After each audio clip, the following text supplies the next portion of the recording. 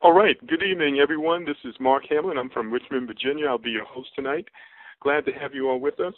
Really excited about the information we're going to be sharing with you tonight. You might want to take a few notes. And as I mentioned earlier, excuse me, this is a Q&A webinar. And so you will have the opportunity to get your questions answered at the end of this presentation. So let's go ahead and get started here. Well, first of all, it is time for new possibilities. How many of you would agree with that? You know, we live in the greatest country in the world, but just like any other country, we've got challenges. And right now is definitely the time for a new blueprint, which is a new emerging solution for some of the challenges we may have. One of the great things about America, America is all about freedom and it's about ownership, but neither one is free. There is a price that has to be paid. And so what we're going to talk about today, ladies and gentlemen, we're going to show you how to access one of the greatest phenomenons that's taking place around the world. It's an opportunity for you and me to get funding for any legitimate cause that we may have. So it's nothing new. It's been going on since 2008, and it's absolutely awesome, changing a lot of lives all around the world. So let's go ahead and get into it. What are we talking about? We're talking about crowdfunding. And what is crowdfunding exactly? Crowdfunding is the Internet's #1 newest, most exciting, and phenomenon and social trend for raising funds. It's the idea of passing a basket around at church with a large crowd of people being able to contribute small amounts of money, which combined meet the financial goals of any organization, group, or individual. Of course, there's a lot of media attention. In fact, Forbes magazine had a recent article, August 2014, crowdfunding is the next big trend. And Wikipedia defines it as the practice of funding a project or venture by raising monetary contributions from a large number of people, typically via the Internet. In a nutshell, crowdfunding is the 21st century way to fundraise. And so if you need funding for any personal, business, or charitable cause, if you're doing it, yard sales and bake sales and all these other things, that's old school. We want to bring you up to speed right now, and you'd be glad that we did. So crowdfunding is a worldwide phenomenon that is now helping to make the dreams of people just like you and me come true every day. To the tune of over $6 billion was given to people to help them in 2013, over $16 billion last year, and the World Bank estimates over $96 billion over the next few years.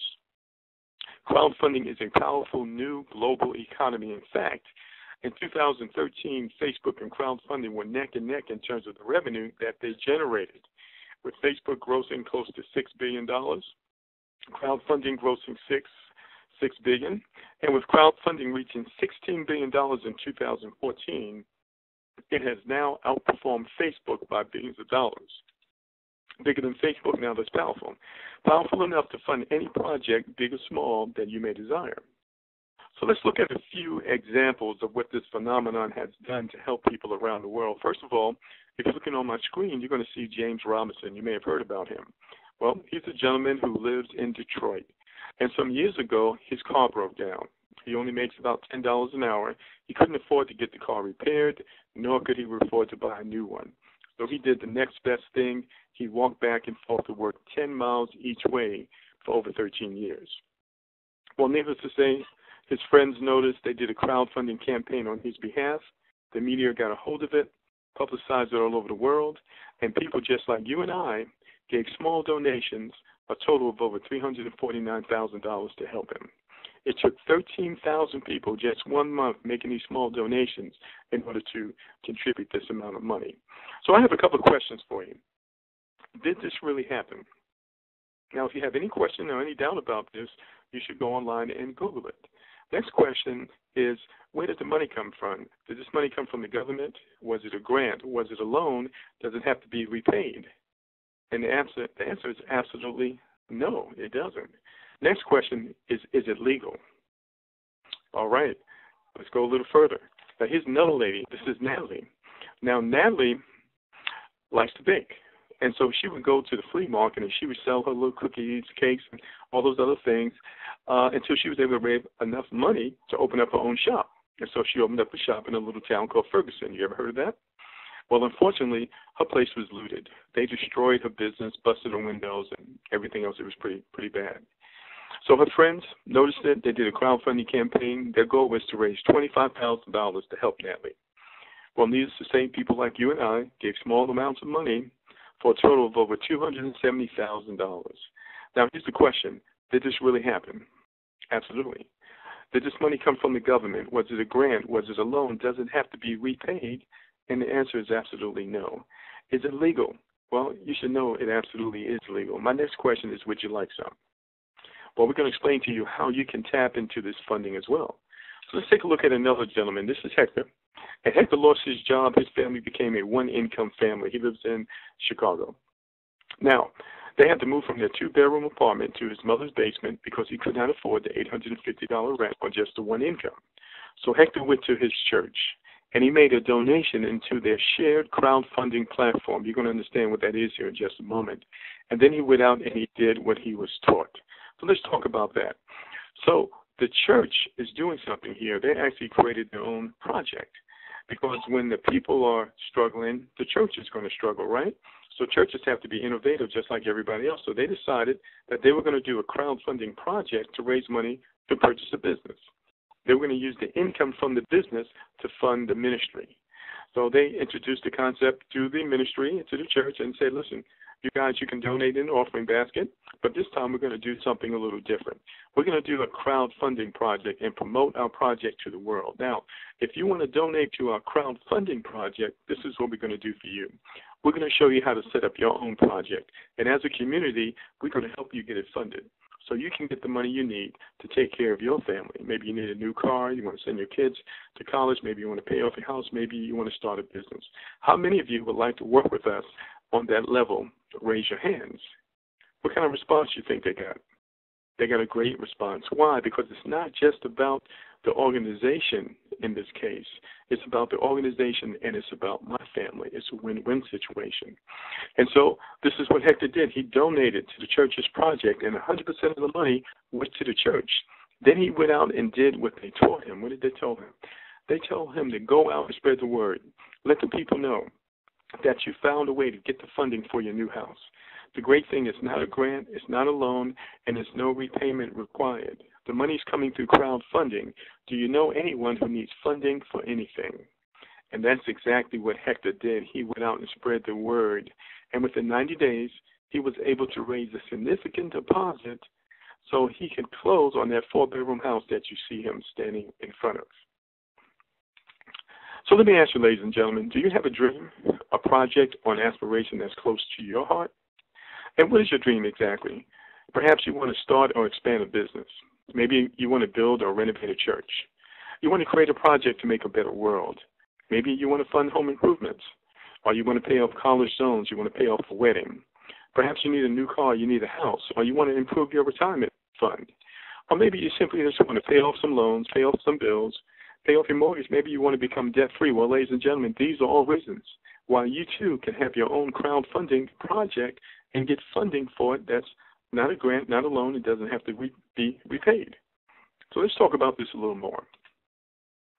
And one of the things you need to understand is that there are many different types of crowdfunding platforms out there. There's platforms for teenage mothers, for veterans, for people with different physical challenges. There's crowdfunding for people who want to invest in real estate. There's many different types, but most of these platforms have three things in common. First of all, they charge you a fee or a percentage of your donations that come in just for using their platform or their website. They require you to do all your own marketing. This means that you have to contact hundreds of thousands of people through your own efforts to ask for contributions. And in many cases, they have time limits. In other words, if you don't reach your goal within the time limit, the money is actually returned to the donators. So that's called direct funding. And what I want to do right now is break it down so you have a thorough understanding of how this works so you can go out and have your own successful crowdfunding campaign. So first of all, you need a project. You need a reason for people to donate to you. Then you're going to choose one of these websites or platforms that's going to host it for you. Next, it becomes your responsibility to do your own promoting. Now, the projects that raise the most money, they already have a large database of supporters or people who know, like, and trust them. So if you have a lot of Facebook friends, that's a plus. Now, you also need to have money to advertise, and a lot of these projects have a team of people promoting one particular project. And finally, if you have a media-worthy project like James Robinson and you're lucky, you just might get media attention, and that's free advertising. But unfortunately, ladies and gentlemen, most projects don't have these resources, and only a small percentage of projects and people actually get funded. So there's a report I read recently that only 10% of crowdfunding projects actually get funded. And so what we just explained to you is what it takes to succeed, because a lot of people simply think that you can write a project and put it out there and people are going to donate, but it doesn't work like that. There's work involved. So what makes us different? Because we're a traditional crowdfunding platform just like all the others, only thing we're on steroids. All right, so the first thing you should understand is that with us, direct funding is free. And that's our gift to you just for being on this webinar today. You can thank the person who referred you. They'll show you how to get set up. So the first thing you need to know is that we do not charge you to host your project. We also do not collect your donations. Your donations go directly to you. With the other platforms, the money goes through the company, and you have to wait sometimes 30, 60, 90 days in order to get your money. Also, you receive 100% of the donations. All that money goes to you, and although you have to do your own promoting, all the donations go directly to you, so therefore you have no wait time. So that's very powerful differences that you have with us. And just get back to the person who referred you. They'll show you how to get it set up with that direct funding, and that's totally free. Now, but with direct funding, for the most part, you're pretty much on your own. And you have to go out and find people who will donate to you. And then most folks are going to stop, and when you stop, of course, the donations stop, right? So we want to share with you tonight a better way. Today we're going to share with you a revolutionary new way to accelerate your funding efforts for any campaign you may have. And in the process, help many others do the same. Because it's one thing, ladies and gentlemen, for you and I to go out and get the funding we need, but it's another thing when we can show other people how to get the funding they need. That's true greatness. Wouldn't you agree? And isn't that what life is all about? Absolutely. So with us, we use accelerated funding, and I'm going to share with you what that it gives you the ability to do. First of all, it gives you the ability to help others. It's something very special when you can help other people. It has a way of coming back to you, if you know what I mean. Also, gives you the ability to get instant donations as well as cash donations. You may need some help right now. You don't have time. You need help today. We're going to show you how to get that. You also have the ability to get primary donations and secondary donations, which we'll explain in a moment, as well as international donations. So international donations is really big and important because a lot of crowdfunding growth is actually overseas. In fact, the majority of it is. All right, so let's go a little further. Now, ladies and gentlemen, crowdfunding is a new concept, but it's also an old concept. I'm going to explain for you. It actually comes from something called cooperative economics. Cooperative economics is the way that people have helped each other throughout history when they lack the resources. It's people coming together and supporting one another. Now, as you know, we had the mortgage meltdown in our country not long ago. A lot of people lost homes, which is a terrible thing, through foreclosure. Well, I found out that mortgages have only been around since the 1930s. So I asked the question, how were homes built before mortgages existed? Well, of course, a lot of people paid cash, but a lot of people also simply helped each other build their homes and their bonds. And the way it worked, ladies and gentlemen, is that you would lend your time and your talent within the community to help build someone else's house. And when the time was right, the community would come over and help you build your house. People simply helped each other. Isn't that a novel idea? So that's how it worked. And it still goes on in our country. The Amish do it. Mennonites do it. There's an organization out there called Habitat for Humanity. Maybe you heard about them. But they didn't invent the concept. It goes back into ancient history. Now, here's another concept you may or may not be aware of. It's called social finance, or ROSCA, which stands for Rotating Savings and Credit Association. Look it up online. It's also called the Poor Man's Bank. Around the world, participants make regular contributions to a fund, which is distributed in whole or in part to each contributor in rotation. So what you have is about 5 people, small groups of people, who will agree to put so much money into a fund every month for 5 months. So let's say they agree to put $1,000 in the fund. That means there would be $5,000 in the fund each month. And then each person would get to take that money and use it to fund a business or to start a business. They just had to agree to continue to put the $1,000 in even after they received their $5,000. Now, this wasn't based on your credit report, ladies and gentlemen. This was based on your social credit, which was your ability to keep your word and to be a man or woman of integrity. Because many of these cultures, they were honor-based cultures, and your word meant something. And if you failed to keep your commitment, it would spread around the community, and nobody else would deal with you on that level again. Make sense? So now this concept has been going on around the world for years. In fact, in Latin America, it's called tandas. In Mexico, it's called cadenas. In West Africa and the Caribbean, it's called susu. In Asia, it's called we. In Brazil, quinila. And in India and Pakistan, it's called the ko. And so you see different groups establish themselves economically within our country in businesses, but what you don't see is that in many cases the people came together and they helped each other economically. Isn't that a novel idea? And I submit to you that maybe that is the solution for the middle class in America today, people coming together to help each other. So that's an intro into our platform, ladies and gentlemen. It's called community crowdfunding, and this is where people work together in similar ways to create inspired lives for one another. What's an inspired life? That's when you have the resources to go out there and do the thing you love to do, to utilize your gifts and your talents. Are you with me? Without being restrained because you have to keep a job in order to support your family. This is what we're talking about tonight, ladies and gentlemen. We're talking about freedom on Memorial Day. Now, Napoleon Hill said this. He said, it's literally true that you can succeed best and quickest by helping others to succeed. Would you agree with that? Rather than doing it by yourself, paycheck to paycheck. Ladies and gentlemen, it's a known fact that together, as a community, we're extremely wealthy.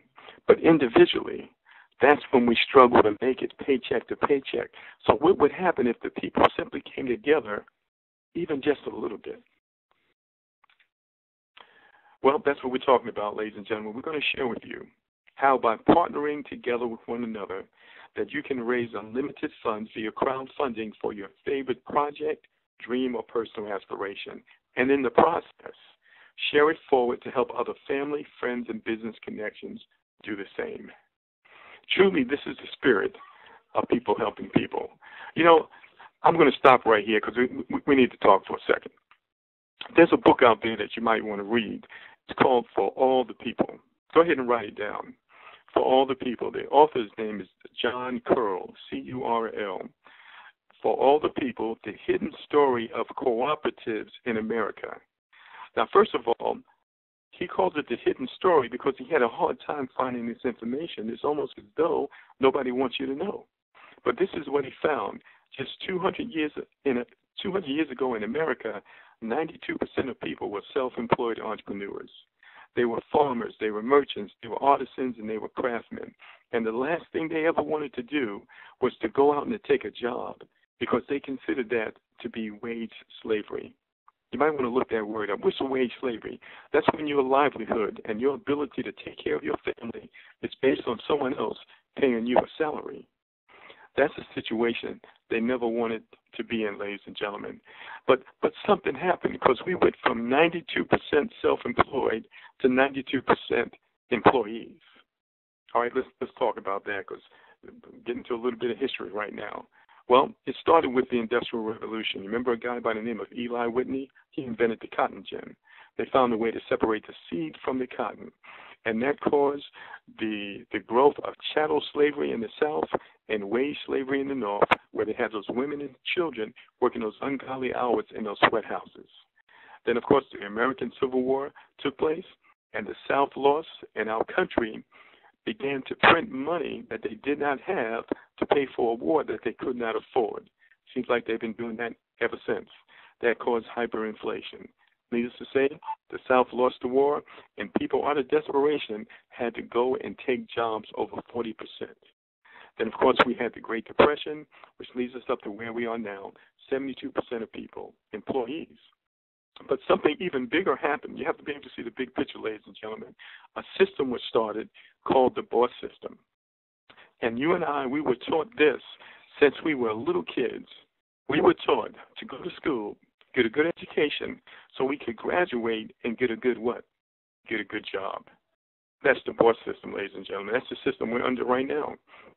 Now, here's the thing. How does that system benefit? It benefits the bosses, the Andrew Carnegies, the Rockefellers, and the rest of them. Are you with me? Same ones that funded those big universities and those beautiful libraries up in New York City. So, but let me ask you a question. How many of you shop at Walmart? All right, put both hands up and put both feet up. All right, they got great prices, right? But what's the average salary or earnings of the average employee at Walmart? All right, it's less than $10 an hour. Well, how much does the store manager make? All right, the store manager makes six figures. He makes a percentage of profits, 100, 150, 200,000. Well, what about the CEO of Walmart? How much does the CEO make? Well, what about over $16,000 an hour? And whose name do you see in the top 10 list of Forbes' wealthiest Americans more than anybody else? You see the Waltons. All right, so Sam Walton going to be with the heirs, going to be with the Lord, but his heirs are rolling. In fact, one of them is the wealthiest person in the state of Texas, where all the oil is. Another one is the wealthiest person in the state of Oklahoma, where the rest of the oil is. Are you with me? So you and I, we go and we shop at Walmart every day, and we don't think nothing about it. But when it comes time to supporting one another, then we have an issue. Well, why is that? It's because we've been taught that. Well, ladies and gentlemen, it's time for a change now. Would you agree?